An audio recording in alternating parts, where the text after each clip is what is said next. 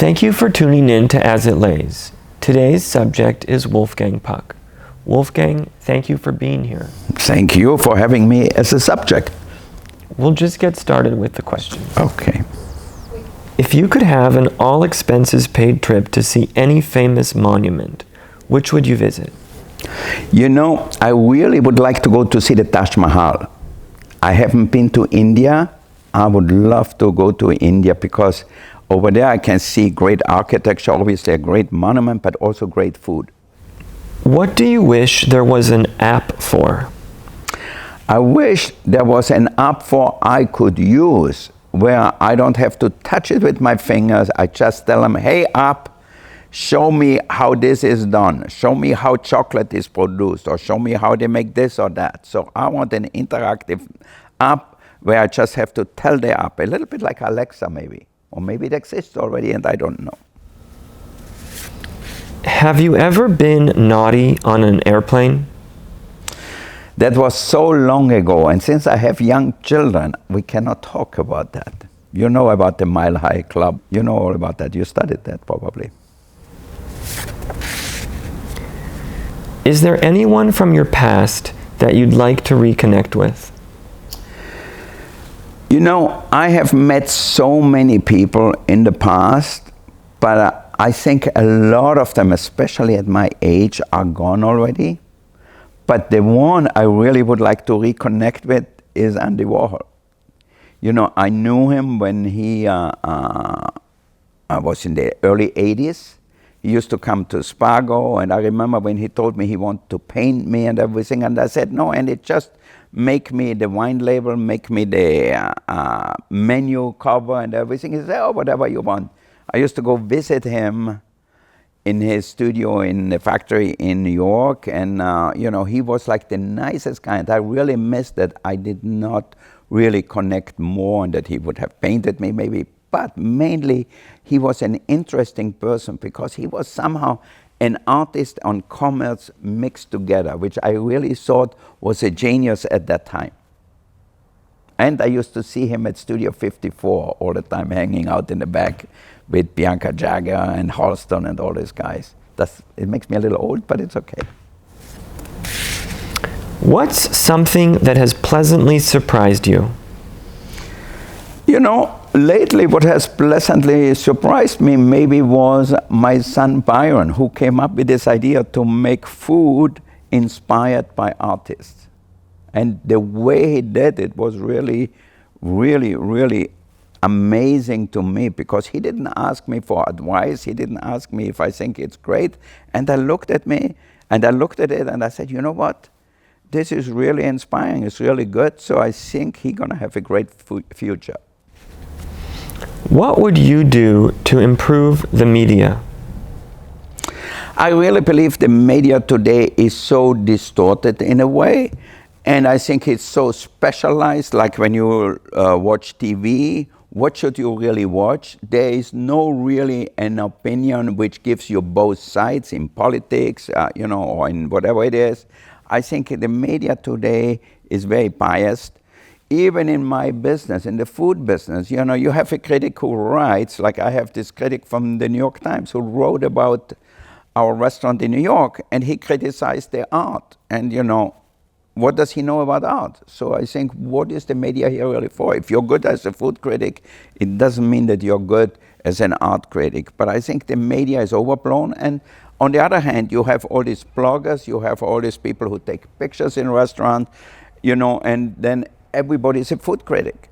For me, at least, you know, people send pictures to their friends, maybe, but, you know, they don't know that much about food. They just want something new, something different. So it's an interesting thing, this change in the media, how we perceive it and how we live by it. And the young people, if they follow these bloggers, and, you know, then they have to run to the next place. And that's why you see so many restaurants fail, because new doesn't mean great. New just means new. And I think people today cannot wait to get something new.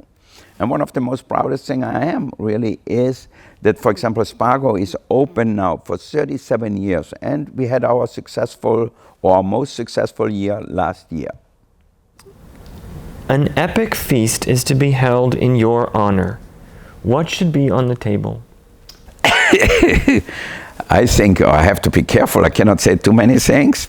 But I think if it's just an epic feast, the most important thing, obviously, would be who my guests are. The next one would be what the food gonna be. I think it has to be a small group of people, because that way I know the food gonna be better than for 200 people. I think also what is important is have great wines. So if you have a great white wine, great red wines, you know, from wherever they come, I think it's important. But mainly, I think have people with me who really enjoy food. You know, historical figures, how can I put them together? And I think it's really an art to put the right people together, so that way the whole experience is one. I don't want to have everybody just talking about, oh, the white truffles are amazing, the best one I ever had. And then the next one says, oh yeah, I had some better ones once in Piemonte. No, I want people who are really inspiring with me. Which way should toilet paper hang? Over or under? You know, I would not know the difference probably, as long as it's very soft. What, in your opinion, is the cutest thing in the world? You know, I hate the word cute. I remember I had a girlfriend in Indianapolis, and she said, oh, you're so cute, Wolfie. I said, if you say that one more time, I will open the car door and you won't come back in the car. So cute is not my favorite word. What's the most unlikely place where you've found inspiration? You know, I find inspiration almost anywhere I go. The most probably is at the farm. Like I used to go to the Chino farm all the time and see all these amazing vegetables and fruits and everything. And that really inspired me to go pick up all these vegetables or fruits, go in the kitchen and cook. I think that to me is really inspiring. But then a lot of other things really inspire me. And I think if I go to the market, I think with food, it's always about the ingredients to me. If I get the best ingredients, I get inspired. If I get a 3-day-old fish, I don't even want to go in the kitchen. So to me, it's really the quality of the ingredients which is inspiring. Is there anything you've eaten so much of that now you just can't? You know, for me, the repetition of eating something all the time gets so boring that I don't want to eat it anymore. And I tell that in our own restaurants. I said, you know what? I had that 20 times. If you send it to me one more time, I will never come back. And I think I love change. I love new things. And, you know, there are certain things I just don't like peanut butter. I would never have peanut butter in my home, and my poor children grow up without peanut butter and jelly sandwiches and stuff like that. But I think most of the things what I eat or where I go to eat are really in very good restaurants or with good cooks at home. So I think, I don't really remember one thing I said, you know what, I don't want to eat that anymore. Maybe calf's brain, if it's not prepared a good way, I say, you know, it's all like mush and whatever, or the sperm from the blowfish or whatever, you know, you say, you know what, I had it once, I don't want it anymore. What's something that you're always trying to avoid? I try to avoid confrontation. Somehow I don't know how I grew up, why I don't like it, because my stepfather was so confrontational, and I think a lot of people were in my life confrontational, so I always try to smooth out. And sometimes I wish I would be more confrontational, because I really think it's important to tell people what you feel and tell people, you know, what you want. To really have clear expectation and give people a clear vision, you have to have confrontation sometimes. Have you ever crashed a wedding? I only crashed my own weddings. I don't go too often to a wedding. I don't think really, to me, I'm not a party crusher, and I'm certainly not a wedding crusher. Maybe when you get married, maybe if you don't invite me, I'm just gonna show up, and then everybody gonna ask me if I cooked the dinner. But I think, I don't think it's my style. What are your thoughts on malls? I hate shopping malls because I hate shopping, and I think for me there's nothing interesting in a mall to walk around and look at stuff. To me, that's the most boring thing. Now, to me, I love to go to a museum, look at art, I love to see beautiful things, but shopping malls to me are dreadful, and Los Angeles is full of them, unfortunately, especially like these mini malls and everything. I cannot stand them where everything is second rate. What has been your life's biggest challenge? My life's biggest challenge really is in many ways. When you think having a family, raising the kids, it's probably the most important thing. So when you look how your kids grow up, and hopefully they grow up the way you imagine it, maybe, but it's never exactly that way, but hopefully that they are happy in what they do and with their life. I think that's really an important part. And I think for me, the other part is to stay relevant myself. What do I have to do to stay relevant is always a big challenge. And thank God, even at my age, I love change and I love the evolution. I think for me, I'm scared to get stuck somewhere and not be able to move forward. Do you have a favorite chair or place to sit? I really love in my home our library. Galila built a beautiful small library with a beautiful comfortable couch, and I love to read there. I remember I just read Sunday night, like the New York Times magazine. I spent there an hour and a half, and I said, why I don't spend more time there? What has been your bravest moment? Wow, I really believe my bravest moment were when I was very young.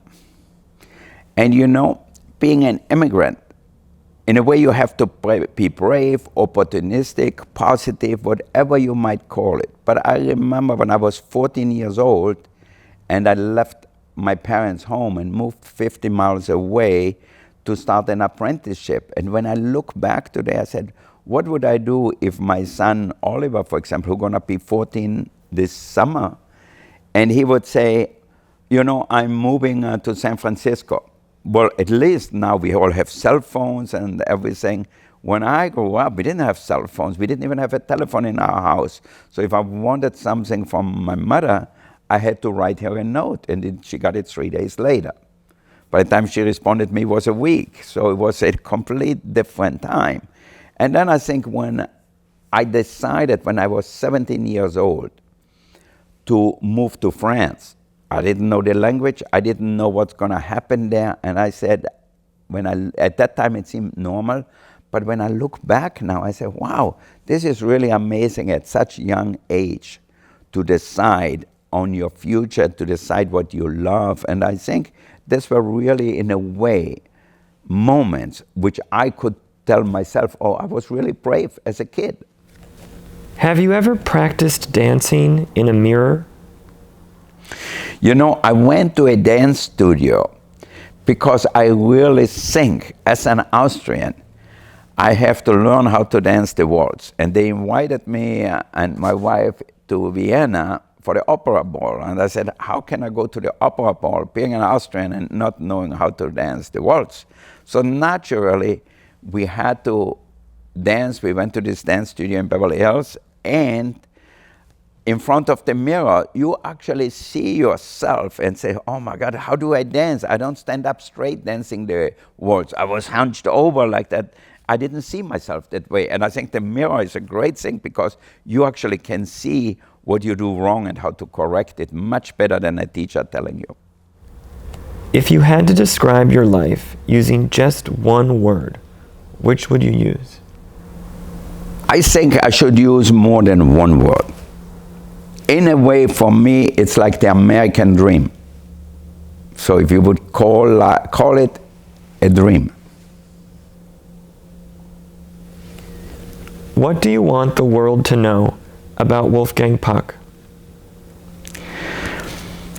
You know, I really want the world to know how much we actually care about the people, how much we are interested in the communities, if it's right here where we are, in other places where we do business. Even we are interested in Africa, and my wife is from Ethiopia, how much we are interested really in the well-being of people. And I don't think enough people know that. Well, that's all the time we have for today. That's very short. Thank you so much. And hopefully we see you at the restaurant, because we have food there. You didn't serve me anything. Thank you for being here. Thank you. And thank you for watching. Thank you. Thanks, Wolf. Thank you.